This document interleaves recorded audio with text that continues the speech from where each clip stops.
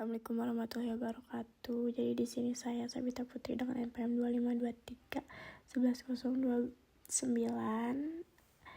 akan menunjukkan cara aku mengisi invoice Excel. Jadi yang pertama-tama tuh kan di sini aku sudah membuat data ya guys. Ada kolom customer, nama barang, KTY, satuan harga. Terus juga ada biaya pengiriman total. Terus nomor tanggal dan estimasi tanggal diterimanya.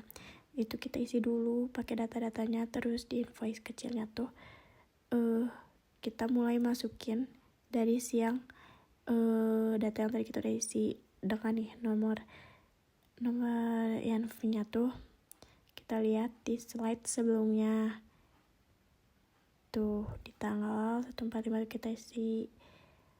Nah itu kolomnya tuh kalau misalnya nggak cukup kita tarik dulu biar tidak ada tagar-tagar gitu, alias biar semua angkanya masuk guys.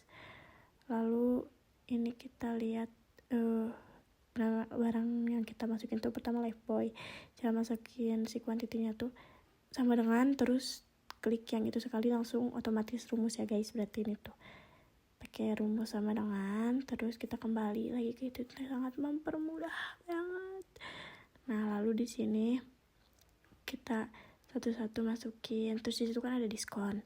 Nah kita tulis gak ada diskon kan, berarti gak ada. Terus biaya pengirimannya berapa, 30.000 kita tulis. Terus total DPP nya ini tuh sama dengan kita iniin si total ini kesiniin, jadi sama dengannya 8 dikurang 20 ditambahin. Terus selalu PPN nya gimana sih itunya, cara ngitungnya itu sama dengan 22 dikali 0,11. Dan terus kalau grand total tuh rumusnya sama dengan sum E22 ditambah E23. Nah udah, terus habis itu kita buat ini tuh total semuanya tuh 16.050.600 rupiah. Nah itu dari sini yang kita dapetin guys. Terus buat terus di invoice kecil pun sama aja, kita ngisi datanya, bedanya disalin dulu. Terus kita page break preview, kita warnain warna putih, terus dirapihin dan kita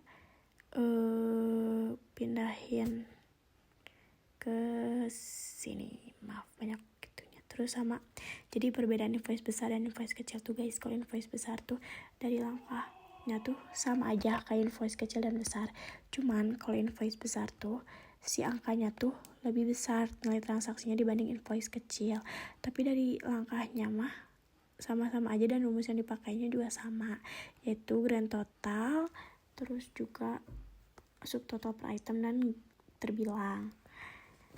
Kalau misalnya subtotal per item tuh kuantiti X harga satuan, contohnya tuh deret 7 sama E7. Terus kalau grand total sum subtotal, dan kalau terbilang tuh formula custom terbilangnya mengkonversi angka ke teks. Jadi kalau misalnya dengan 3 formula ini pengisian invoice itu jadi jauh lebih cepat dan akurat dan minim kesalahan juga karena udah ada. Dan kalau kita udah tahu juga rumus-rumus Excel tuh bakal mempermudah kita dalam pengisian invoice guys.